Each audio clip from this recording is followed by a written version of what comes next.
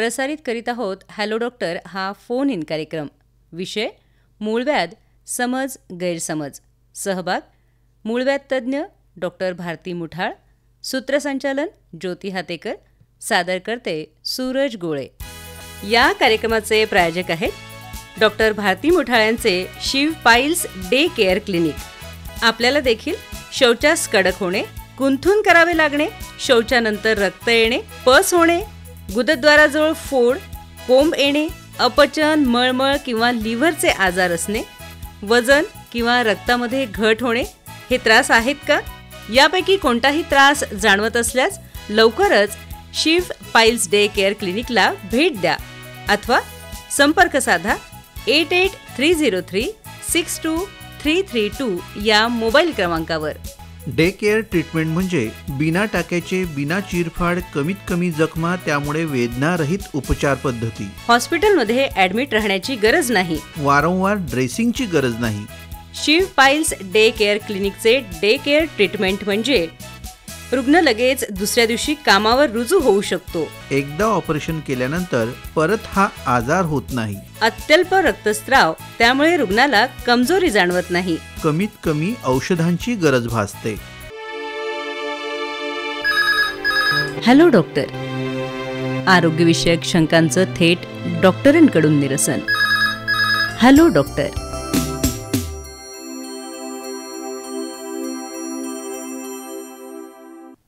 Hello doctor या आकाशवाणी अकोला केंद्राच्या phone in कार्यक्रमामध्ये श्रोतेहो आपणा सर्वांचं स्वागत. श्रोतेहो, बऱ्याच आजारांपैकी मूळव्याध हा असा आजार आहे की त्याचं नाव घ्यायलाच आपण लाजतो, त्याविषयी बोलायचं टाळतो आणि यामुळेच हा आजार गंभीर स्वरूप धारण करू शकतो. मनात खूप शंका असतात, त्यात बऱ्याच गोष्टी आपण इकडून तिकडून ऐकलेल्या असतात. कसं असतं, आपल्याला कोणत्याही आजाराचं लक्षण ऐकल्यावेळ थोडा वेळ तरी वाटतं की ही लक्षणं माझ्यामध्ये तर नाहीत ना. आपण तसं बोलूनही दाखवतो. पण पाईल्स मूळव्याध हा असा आजार आहे की लक्षणं जाणवतात, समजतात, तरीही आपण कुणाजवळ बोलून दाखवत नाही आणि डॉक्टरकडे पण जात नाही. काही हरकत नाही, घरबसल्या तुम्ही शंकांचं समाधान करून घेऊ शकता. आकाशवाणी अकोला केंद्राच्या हॅलो डॉक्टर या कार्यक्रमामध्ये आज आपण मूळव्याध, पाईल्स, समज आणि गैरसमज याविषयीच मूळव्याध तज्ज्ञ डॉक्टर भारती मुठाळ यांना आमंत्रित केलेलं आहे आणि त्यांच्याकडनं तुम्ही तुमच्या प्रश्नांची उत्तरं जाणून घेऊ शकता. हॅलो डॉक्टर या कार्यक्रमासाठी आपला फोन लागला आहे आणि आजचा विषय आहे मूळव्याध, समज गैरसमज. हो मॅडम, मी पांडुरंग माकोडे बोलतो वाशिमवरून. बरं बरं, बोला. माझ्या मुलाला त्रास आहे मॅडम, एक 3-4 वर्ष झाले त्याला त्रास आहे आणि एक वेळ आम्ही केलोथेरपी पण करून आलो औरंगाबादवरून. पण त्याला ब्लिडिंग, खानपान, त्याचं खानपान काही व्यवस्थित नाही आहे. म्हणजे ऑपरेट केल्यानंतर सुद्धा जागरण आहे आणि मसालेयुक्त पदार्थ वगैरे त्याचे भडीमार आहेच. आणि म्हणजे तो हे काय म्हणतात त्याला नियम नाही पाळत त्याचे, जेवणाचे म्हणा किंवा जागरणाचे म्हणा. त्याला परत त्रास सुरू झाला, ब्लिडिंग वगैरे होत राहते आणि त्याची तब्येत पण अशी म्हणजे नाही चांगली होऊन राहिली. बरं, काय सांगू डॉक्टर आपण यांना. हॅलो, नमस्ते, डॉक्टर भारती बोलते. हो हो, नमस्कार मॅडम. हां, वय किती आहे तुमच्या मुलाचं? त्याचं मॅडम 28 आहे. 28. आणि सध्या जॉब आहे की कसं आहे? जॉब काय, तो बिल्डरशिप करतो इथं, म्हणजे इंजिनियर आहे. अच्छा, आणि सर्जरी झाली आहे का आधी? हा, स्क्लेरोथेरपी केलेली आहे. अच्छा, स्क्लेरोथेरपी तर सर्वात आधी मी सांगेल की ती एक इंजेक्शन थेरपी आहे. बरोबर, आपण जे मूळव्याधीचे कोंब असतो फर्स्ट आणि सेकंड स्टेजमध्ये स्क्लेरोथेरपी करतो. परंतु स्क्लेरोथेरपी केल्यानंतर पण जर तुमचा आहार विहार, जी लाईफस्टाईल, कारण मूळव्याध हाच एक लाईफस्टाईल रिलेटेड आजार आहे. आता तुम्ही जसं सांगितले की एक बिल्डरशिपमध्ये आहात, त्यामुळे ट्रॅव्हलिंग, खाणेपिणे म्हणजे या सवयी सर्व त्यांच्या चुकलेल्या आहेतच, राईट. आणि स्क्लेरोथेरपी किती मूळव्याधवर केली ही खूप महत्त्वाची. जर एक कोंबवर केली असेल तर बाकीच्या ठिकाणचं जरी नॉर्मल असेल तरी परत तिथे मूळव्याध होण्याची शक्यता असते. त्यामुळे आपण ऑपरेशन जरी केलं तरी त्यानंतर पण आपला आहार विहार सगळं जी लाईफस्टाईल म्हणतो, राईट, जो हाय फायबरयुक्त आहार व्यवस्थित घ्यायला पाहिजेत, पाणी पण भरपूर प्यायला पाहिजेत. या सगळ्या गोष्टींनी आपल्याला तो टाळता येऊ शकतो. म्हणजे मॅडम आता कसं आहे मॅडम, आता हे पण हे ऑपरेट तरी किती वेळ करायचं? नाही, ऑपरेशन मी नाही. सर्वात महत्त्वाचं, स्क्लेरोथेरपी हा ऑपरेशनचा प्रकार नाही आहे. नाही, तो इंजेक्शन देतात. हां, ते फक्त इंजेक्शन देणार आणि ते पण फर्स्ट आणि सेकंड स्टेजमध्ये आपण ते स्क्लेरोथेरपी करतो. म्हणजे मला तर हे पण सांगायची, तुम्हाला वाटतं की सर्वात प्रथम त्या ठिकाणचा प्रत्येक आजार म्हणजे मूळव्याध हा पण नाही आहे. कदाचित त्यांना फिशर असू शकतं. फिशरमध्ये आपण स्फिंक्टोटॉमी करतो, बरोबर. सो पाईल्समध्ये फक्त स्क्लेरोथेरपी करून काही फायदा नाही, त्यामध्ये स्फिंक्टोटॉमी पण करावी लागेल. अदरवाईज ते परत जागा छोटी होऊन ते कोंब बाहेर येणार. म्हणजे सगळ्या गोष्टी, मूळव्याध हा आजार तुम्ही जर बघितलं सर्वात आधी, तर हा आपण जर बघितलं आपलं इव्होल्युशन म्हणजे ह्युमन्स बिंग्स म्हणजे माणसं, जनावरांना कधीच तुम्ही बघितलं नसेल कुत्रा किंवा मांजर, कारण त्यांची चालण्याची पद्धत जर तुम्ही बघितली तर आडवी आहे आणि आपण उभे राहणारे लोक आहोत, राईट. पाईल्सचा याचा अर्थच व्हेरिकोज वेन्स, जसे पायामध्ये कंटिन्युअस उभे राहिल्याने वेन्स फुलतात, तसंच गुदद्वाराच्या आजूबाजूला जर रक्तवाहिन्या फुगल्या तर त्याला आपण मूळव्याध म्हणतो. त्यामुळे जे लोक कंटिन्युअस बैठक ट्रॅव्हलिंग त्यांना असते, त्या लोकांना हा आजार होण्याची शक्यता जास्त असते. ठीक आहे. हॅलो हॅलो, आकाशवाणी अकोला केंद्र आणि हॅलो डॉक्टर हा कार्यक्रम. नमस्कार. नमस्कार. मी पायल सूर्यवंशी. पायल, बोला, काय म्हणता? माझा प्रश्न होता, कोणते पदार्थ खाल्ल्यामुळे नेमका मूळव्याधीचा त्रास होतो? डॉक्टर, त्यांचा प्रश्न असा आहे की कोणते पदार्थ खाल्ल्यामुळे मूळव्याधीचा त्रास होऊ शकतो. हॅलो पायल, कुठले पदार्थ खाल्ल्याने मूळव्याध होतो असं स्पेसिफिक एक पदार्थ नाही आहे की हा जर खाल्ला तर मूळव्याध होणार किंवा हा जर पदार्थ नाही खाल्ला तर मूळव्याध होणार नाही. सर्वात मोठा गैरसमज आहे हा की हे पदार्थ खाल्ले की मला कधीच लाईफमध्ये पाईल्स होणार नाही, बरोबर. सगळ्यात एक महत्त्वाची गोष्ट, दही. मी जे प्रॅक्टिसमध्ये बघते, प्रत्येक रुग्ण आला की मॅडम मी 3 दिवस दहीवरच आहे कारण मला पाईल्स आहेत. तर मला इथे एक हा सर्वात मोठा गैरसमज दूर करायचा आहे की दही हे उष्ण गुणात्मक आहे. जर त्याचं वीर्य बघितलं तर सर्वांचा समज आहे की दही थंड असतं तर ते छान असतं. दही उष्ण आहे आणि त्यामध्ये पण ते कफ आणि पित्त वाढवणार आहे. दही आणि लस्सी खाल्लं तर शक्यता आहे की ह्या ज्या रक्तवाहिन्या, जसं मी थोडा वेळ आधी बोलले की मूळव्याध हे काय आहे, ह्या गुदद्वाराच्या आजूबाजूला सूज आलेल्या रक्तवाहिन्या आहेत आणि दही उष्ण असल्यामुळे, दही झालं किंवा एकदम ते बोलतो ना स्पायसी फूड किंवा जंक फूड, आत्तापर्यंत जे बघितलं की मैदा अँड ह्या गोष्टींमुळे काय होतं, या सगळ्यांचं हे जे खाद्यपदार्थ आपण खातो, जी आत्ताची लाईफस्टाईल जर तुम्ही बघितली तर आज जॉब करणारे लोक जेव्हा टिफिन घेऊन जातात तेव्हा कोरडं अन्न नेतात. लिक्विड त्यामध्ये डाळ किंवा दुपारी जे ताक प्यायला पाहिजे ते पॉसिबल होत नाही जॉबमध्ये त्यांना. त्यामुळे त्यांचा आहार जो असतो तो पूर्ण कोरडा आहार असतो. पाण्याच्या बाबतीत बोलाल तर मी जे बघितलं पेशंट्स लोकांचं की सर्वात महत्त्वाचं हे लोक काय करतात की वॉशरूम्स खराब्स असतात, राईट. इवन स्कूल कॉलेजमधली पण जी गोष्ट मी बघते, ट्युशन्समध्ये तर असं आहे की काहींना म्हणजे वॉशरूमला पण जायला अलाउड नाही. ते म्हणजे मला असं वाटतं की ते खूप चुकीची गोष्ट आहे. जी बॉटल घेऊन जातात विद्यार्थी ती तशीच परत आणतात. त्यामुळे पाणीचं प्रमाण कमी, शुष्क आहार आणि या सर्वांमुळे एक गोष्ट होते की कॉन्स्टिपेशन, मलावष्टंभ, राईट. आणि त्यामुळे मग जेव्हा तो मलभाग कडक होतो आणि लॅट्रिनला जेव्हा तो पेशंट जातो तेव्हा त्याला जोर करावा लागतो आणि याच रक्तवाहिन्या फुगतात, सूज येतात आणि आपण त्याला मूळव्याध म्हणतो.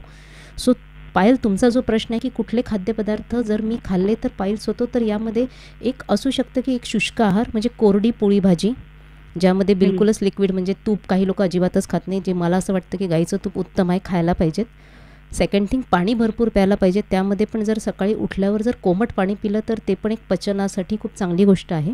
आणि तिसरी महत्त्वाची गोष्ट थोडी एक्झरसाईज, राईट. वॉकिंग म्हणा किंवा सूर्यनमस्कार, याने काय होतं म्हणजे आपली हा आजारच लाईफस्टाईल रिलेटेड आहे. त्यामध्ये थोडे जर चेंजेस केले आणि डाएट म्हणजे असं काही फास्ट खूप हे नाही, हार्ड अँड फास्ट, जे आपलं नॉर्मल आहे, वरण भात भाजी पोळी, हिरव्या पालेभाज्या आणि होल ग्रेन्समध्ये मी म्हणेल की आजकाल रेडीमेड आटा पण काही लोक आणतात, त्यामध्ये मैदा मिक्स असतो. त्यापेक्षा आपले जे म्हणतो ना संपूर्ण गहू, ते जर आपण आणले आणि विदाऊट चाळून जरी घेतले त्यामध्ये फायबर जास्त असतं, राईट. सो या गोष्टींनी आपण जे प्रॉपर जर डाएट आणि व्यवस्थित पाणी आणि जेवणाच्या वेळा व्यवस्थित, आणि चौथी महत्त्वाची गोष्ट की आपल्याला वेग धारण नाही करायचं आहे, म्हणजे लॅट्रिन आली तरी न जाणे, हे पण सगळ्यात मोठं कारण आहे. ज्या हाऊसवाईफ्स आहेत कामाच्या व्यापामुळे, त्या कुठेतरी आली तरी त्यांना वाटतं की नाही चल हे काम करू नंतर करतो, ती वेळ निघून गेल्यानंतर त्या आतड्यांमधलं पाणी जे आहे ते सर्व शोषलं जातं आणि राहणारा जो मलभाग शुष्क राहतो आणि पर्यायाने या लोकांना मग जोर करावा लागतो आणि एंड होतो तो पाईल्समध्ये.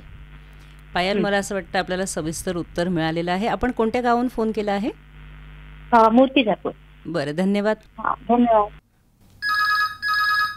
हॅलो, हॅलो, आकाशवाणी अकोला केंद्र आणि हॅलो डॉक्टर हा कार्यक्रम. वैशाली वानखेडे बोलत आहे. हां, वैशालीताई बोला. मला त्रास असा होता की मला कॉन्स्टिपेशन्स आहे, त्याच्याबद्दल विचारायचं होतं. बरं, डॉक्टर काय सांगू आपण? तुमचा नेमका प्रश्न विचारा डॉक्टरांना. हाय वैशाली. हाय मॅडम. हां, आता थोडा वेळ आधीच मी याबद्दल बोलले कॉन्स्टिपेशन, जर कॉल ऐकला असेल तर. मूळव्याध, राईट, मूळव्याध म्हणा किंवा गुदद्वाराच्या आजूबाजूला ज्या पण प्रकारचे आजार होतात त्या सर्वांचं मूळ कारण कुठेतरी या कॉन्स्टिपेशनमुळेच येतं. आपण काय करता, म्हणजे जॉब आहे, हाऊसवाईफ आहेत, कसं? मी जॉब करत आहे आणि मला बैठकच आहे. हां हां हां, बरोबर. तर मी जे बोलले की आहार विहार आणि तुमची एक ती लाईफस्टाईल, राईट, तर हा कुठेतरी लाईफस्टाईल रिलेटेड डिसऑर्डर असल्यामुळे जे कंटिन्यूस 7 ते 8 तास आपण बैठे काम करतो, तर कुठेतरी एक एक्झरसाईज तिथे पण आपल्या लाईफमध्ये पूर्ण 24 तासामध्ये 1 तास तरी त्याला द्यायला हवा. आणि तुम्ही काय खाता ते पण खूप इम्पॉर्टंट आहे. जसं मी आत्ताच बोलले की टिफिन घेऊन जाणार तर कोरडं घेऊन जाणार, पण कोरडं जरी घेतलं तरी त्याच्यामध्ये ग्रीन व्हेजिटेबल्स जसं पालक आहे, मेथी आहे, राईट, म्हणजे हाय फायबर डाएट जर फॉलो केलं, राईट. आणि कॉन्स्टिपेशनचं मूळ कारण काय आहे, प्रत्येकाची लाईफस्टाईल वेगळी, सो त्याला त्याचं समजायला पाहिजेत की ओहो, मी आज रात्री पाणीपुरी आणि पिझ्झा खाल्ला त्यामुळे मला नेक्स्ट डेला हार्ट स्टूल झाली. मी आज ट्रॅव्हलिंगमध्ये होतो, कुठेतरी पाणी कमी पिलं म्हणून मला हार्ट स्टोन. म्हणजे प्रत्येकाच्या लाईफस्टाईलनुसार त्याचं कॉन्स्टिपेशनचं कारण फार वेगळं आहे. आणि ओके ओके, ठीक, थँक्यू. चला, ओके. नमस्कार सर. नमस्कार, आकाशवाणी अकोला केंद्र आणि हॅलो डॉक्टर हा कार्यक्रम. सर, आपलं नाव काय आहे? रशीद गजबी आहे. बरं, आणि कोणत्या गावाहून बोलता आहात आपण? मी आशेगाव बाजार. हा मॅम, पायल्ससाठी मसाल्याचं खाणं आवश्यक आहे, त्यांनी होते का? डॉक्टर, आपण काय सांगू? तुमचा प्रश्न नाही समजला. काय मसाल्याचं खाण्याने पाईल्स होतात का? हो हो हो मॅम. अच्छा, सर्वात महत्त्वाचं मसाल्यांचा जर गुणधर्म बघितला तर तो उष्ण येणार, बरोबर. आणि जेवढे पण उष्ण आणि तीक्ष्ण पदार्थ आहेत, राईट, यामुळे मूळव्याध असं नाही म्हणता येणार की फक्त ते खाल्ल्याने होते, पण ते एक कारण असू शकतं. म्हणजे मी याचा अर्थ असं नाही सांगत आहे की मसाल्याचे पूर्ण स्टॉप करणे गरजेचं आहे, पण रोज जर आपण मसाल्याचे पदार्थ खाल्ले उष्ण तीक्ष्ण तर यामुळे तुम्हाला मलावष्टंभ होणार आणि त्यामुळे मूळव्याधमध्ये त्याचं रूपांतर होऊ शकतं. म्हणजे तुम्हाला कळलं ना मला काय सांगायचं आहे, राईट. आता 2 प्रकारची तुम्हाला एक उदाहरण देते, सिम्पल एक्झाम्पल. आता आपण सिंह झाला, वाघ झाला, यांना आपण लॅट्रिन किंवा शी करताना कधी बघितलं नाही जंगलामध्ये, पण त्यांच्याच प्रजातीमधला एक मांजरला जर तुम्ही बघितलं शी करताना तर तिचे एक्सप्रेशन बघा कसे असतात, राईट, कारण ती नॉनव्हेज खाते, बरोबर, राईट. तर ती एकदम बिलकुल तिचा चेहरा एकदम असा टेन्स असतो आणि बिलकुल येणारा जो मलभाग शुष्क असतो. पण तेच जर तुम्ही ग्रीन व्हेजिटेबल्स किंवा घासफूस खाणारे जर प्राणी बघितले, गाय किंवा म्हैस, त्यांना शी करताना बघितलं त्यांचा चेहरा पण प्रसन्न असतो आणि इझिली त्यांना लॅट्रिन होते. याचा अर्थ असा नाही की मी नॉनव्हेज नका खाऊ असं बोलत आहे, राईट, पण त्याची पण एक मर्यादा असावी. ज्या दिवशी नॉनव्हेज खाणार त्या दिवशी हिरवा पालेभाज्या पण आपल्या डाएटमध्ये असणं गरजेचं आहे. कारण की मसाले खाणार म्हणजे मॅक्झिमम जेवढे पण आपण मसाल्याच्या भाज्या खातो त्यामुळे त्या उष्ण असल्यामुळे आपल्याला त्यांनी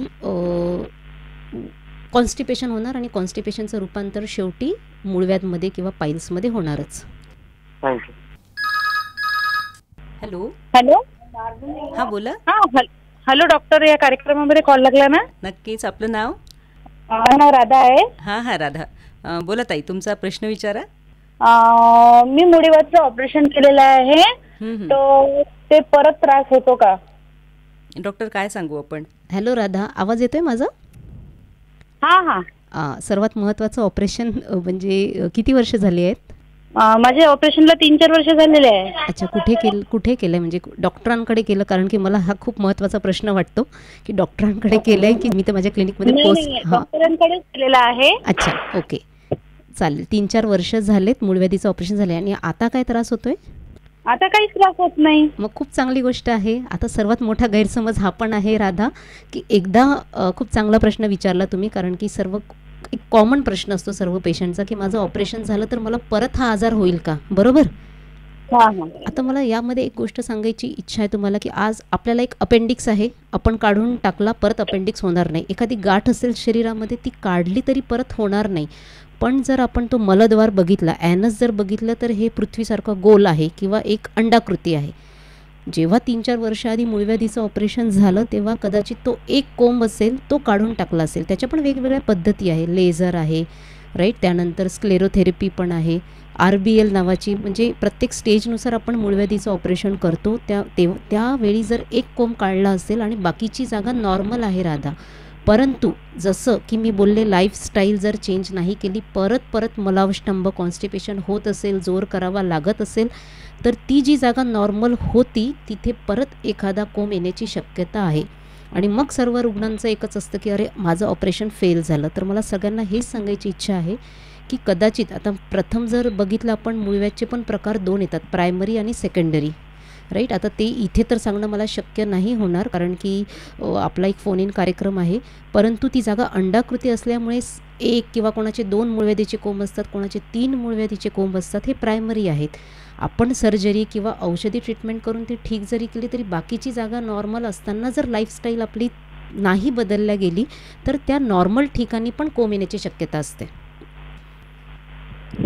थँक्यू डॉक्टर. वेलकम. धन्यवाद राधाताई. हॅलो, हॅलो, आकाशवाणी अकोला केंद्र आणि हॅलो डॉक्टर हा कार्यक्रम. मी मंजू पाटील बोलते अकोल्यावरून. हां मंजूताई, माझा प्रश्न होता, माझी आई 78 वर्षाची आहे. अच्छा. आणि तर मग ती कधी जेवण तिला जात नाही, पण कधी जेवली तर तिला वारंवार तिला टॉयलेटला जावं लागतं 5-7 वेळा. तर मग याच्यामुळे मग तिला मूळव्याधीचा त्रास होऊ शकणार का भविष्यात? डॉक्टर काय सांगू आपण या प्रश्नाचं उत्तर? हॅलो मंजू, जसं मी आत्तापर्यंत सांगितले की मूळव्याधीचं मूळ कारण मलावष्टंभ आहे राईट. सर त्या अपोजिट पण मी एक सांगू शकते की लूज मोशन्स, म्हणजे बराच वेळ जेव्हा आपण लॅट्रिनला जातो, कारण मूळव्याध का होते, जेव्हा कॉन्स्टिपेशन किंवा लूज मोशन्समुळे त्या रक्तवाहिन्यांवर दबाव येतो, प्रेशर येतो राईट, आणि त्यामुळे त्या सुचतात. आता त्यांचं वय 77 आहे, ऑलरेडी ओल्ड एजमध्ये पचनशक्ती वीक झालेली असते आणि ऑलमोस्ट BP, शुगर, थायरॉइड हे आजार लागलेले असतात. त्या 3 ते 4 वेळा प्रत्येक रुग्णांना सुरूच असतात बरोबर. पण आता त्यांना जेवण केलं की लगेच शीला जावं लागतं, याचं मूळ कारण काय आहे, म्हणजे हे कधीपासून आहे? वारंवार नाही, पण असं कधी अचानक होतं, असं रेग्युलर नाही की मग नेहमीच जावं लागतं म्हणून तिला असं. अच्छा. पण की कधी कधी म्हणते मला जेवणच जात नाही, मग थोडंफार काहीतरी खाण्याचं, मग एका दिवशी खाल्लं एखादं एक्स्ट्रा, म्हणजे थोडंसं, ती म्हणते मला अर्धी चपाती जरी एक्स्ट्रा झाली तरी मला त्रास होतो, मला जावंच लागतं मला. हो नाही, मग मला तरी असं वाटतं की जेवणाचा जो एक नियम मी सर्व पेशंटला सांगत असते की तुमचा ब्रेकफास्ट हा किंग साईज असायला पाहिजेत, तुमचं लंच जे आहे तो एक मिडल क्लास व्यक्ती जो खातो तो असायला पाहिजेत, आणि रात्रीचं जेवण जस्ट लाईक बेगर म्हणजे एक भिकारी.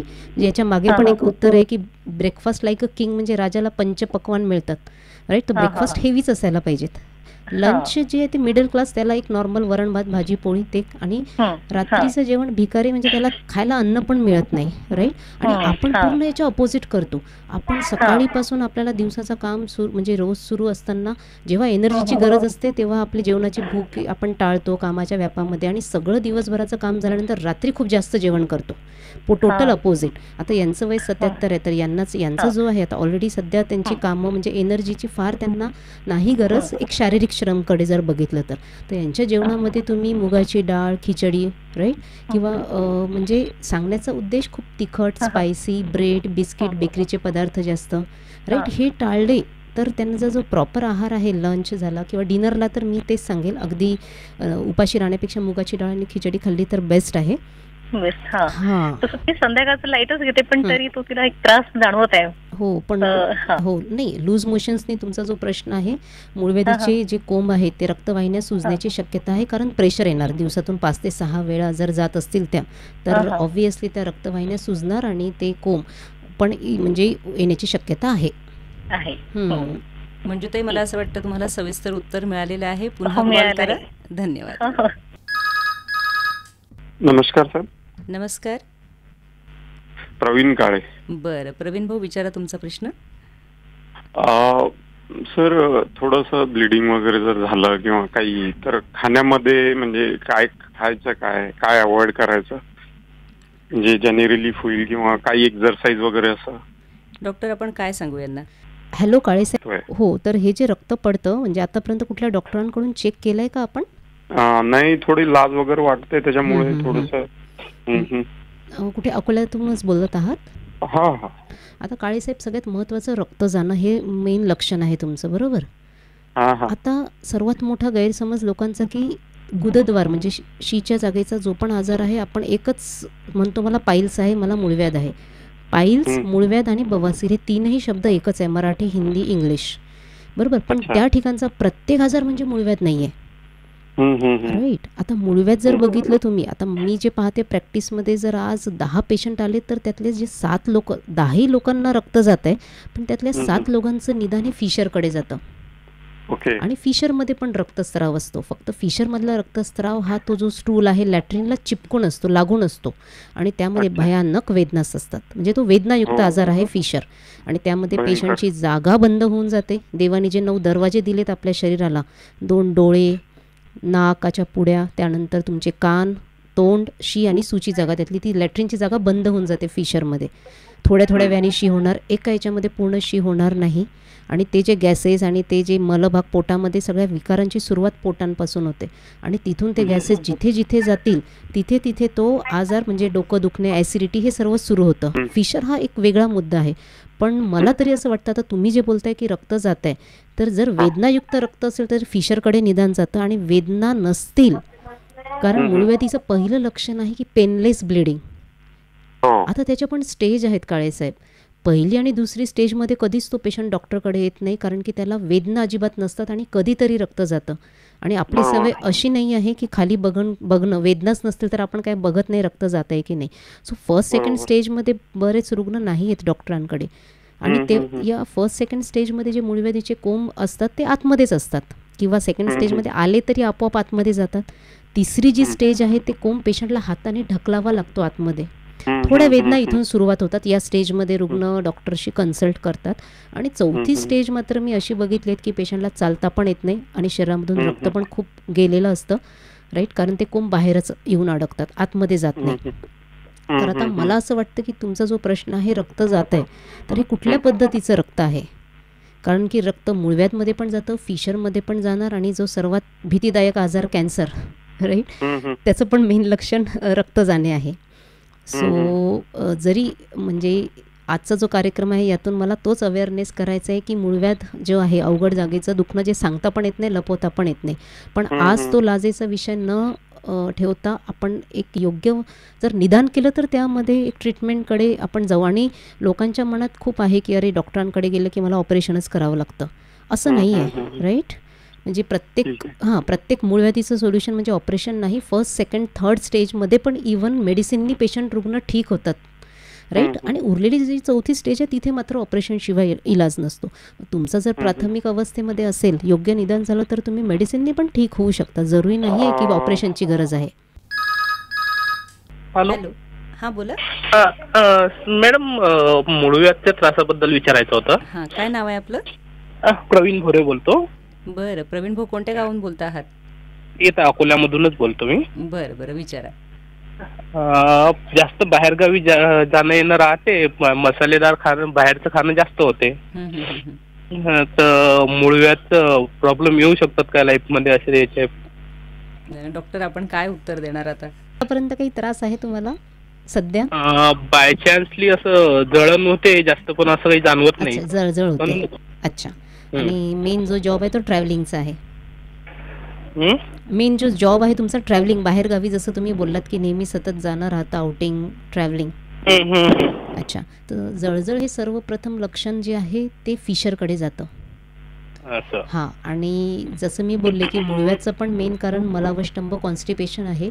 सो फिशर पण कॉन्स्टिपेशनमुळे होतो, कारण की स्टूल हार्ड झालेली असते आणि तिथे चीर पडते, क्रॅक, राईट. आणि त्याचं पहिलं लक्षण आहे जळजळ होणे.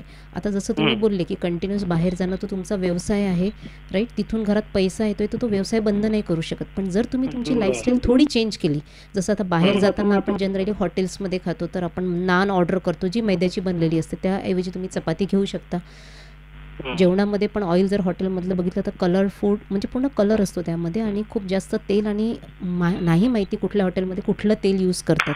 तर तुम्ही जर त्या भाज्या वगैरे जे पण काय, म्हणजे माझं म्हणणं आहे की घरून जर टिफिन घेऊन गेले तर कुठेतरी ट्रॅव्हलिंगमुळे कंटिन्युअस बैठक जर असेल तर त्या आपल्या मूळव्याधीला आळा बसू शकतो. आणि सेकंड थिंग, ड्रायव्हर्स जर बोलतो ना 7, 8, 9 तास त्यांना ड्रायव्हिंग करावं लागतं, ते पाईल्स कुशन विकत मिळतात. किंवा मग मी पेशंटला कधी कधी सांगते ते जर नसतील तुमच्या ज्याने अफोर्ड होत तर एक सिम्पल एक टायर ट्यूब घ्यायचा सॉफ्ट, त्यामध्ये हवा भरायची आणि त्याच्यावर टॉवेल टाकून जी जर कंटिन्युअस तुमची बसण्याची जर असेल की जागा फिक्स आहे तर तुम्ही त्यावर बसू शकता, जेणेकरून ॲनस म्हणजे गुदद्वारावर प्रेशर येणार नाही आणि मूळव्याधीला आपण काही प्रमाणामध्ये ॲटलीस्ट स्टॉप करू शकतो त्या स्टेजेसला.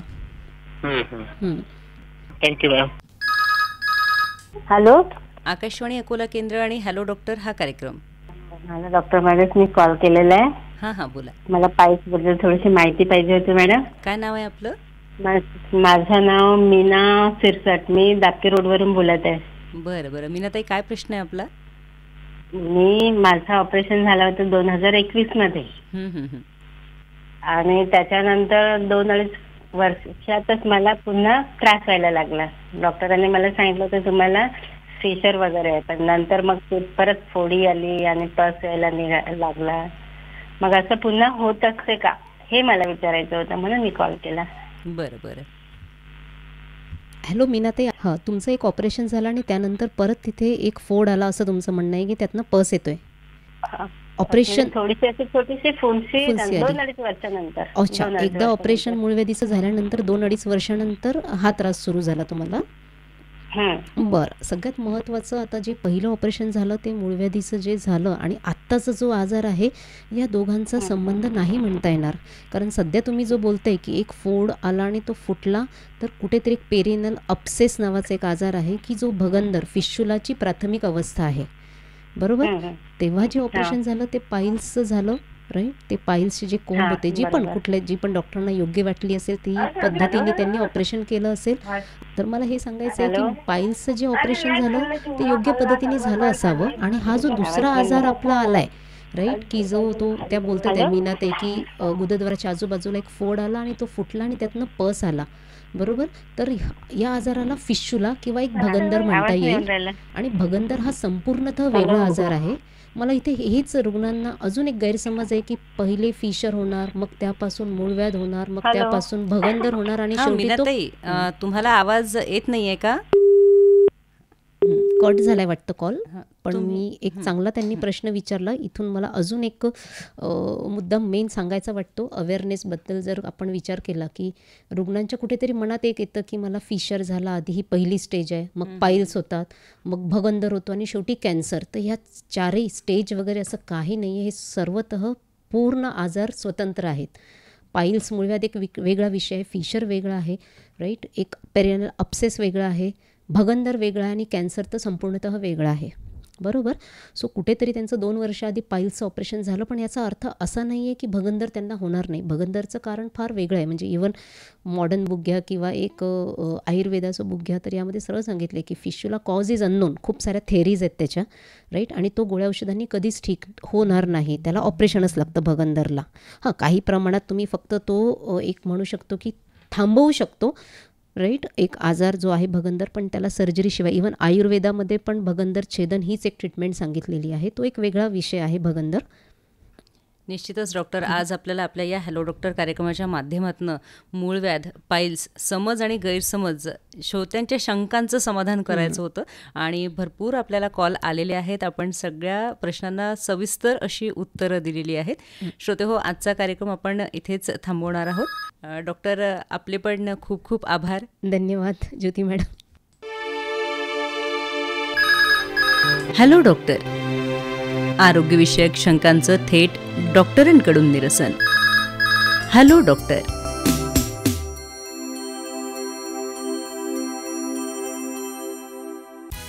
या कार्यक्रमाचे प्रायोजक आहेत डॉक्टर भारती मुठाळ्यांचे Shiv piles day care clinic.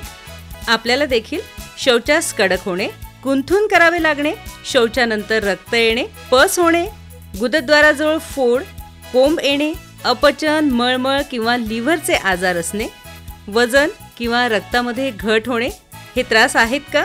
यापैकी कोणताही त्रास जाणवत असल्यास लवकरच शिव पाईल्स डे केअर क्लिनिकला भेट द्या अथवा संपर्क साधा 8830362332 या मोबाईल क्रमांकावर. डे केअर ट्रीटमेंट म्हणजे बिना टाक्याचे, बिना चिरफाड, कमीत कमी जखमा, त्यामुळे वेदनारहित उपचार पद्धती. हॉस्पिटलमध्ये ऍडमिट राहण्याची गरज नाही, वारंवार ड्रेसिंगची गरज नाही. शिव पाईल्स डे केअर क्लिनिकचे डे केअर ट्रीटमेंट म्हणजे रुग्ण लगेच दुसऱ्या दिवशी कामावर रुजू होऊ शकतो. एकदा ऑपरेशन केल्यानंतर परत हा आजार होत नाही. अत्यल्प रक्तस्राव, त्यामुळे रुग्णाला कमजोरी जाणवत नाही. कमीत कमी औषधांची गरज भासते. श्रोते हो, आत्ताच आपण हॅलो डॉक्टर हा फोन इन कार्यक्रम ऐकलात. विषय होता मूळव्याध, समज गैरसमज. सहभाग मूळव्याध तज्ज्ञ डॉक्टर भारती मुठाळ. सूत्रसंचालन ज्योती हातेकर. सादर करते होते सूरज गोळे.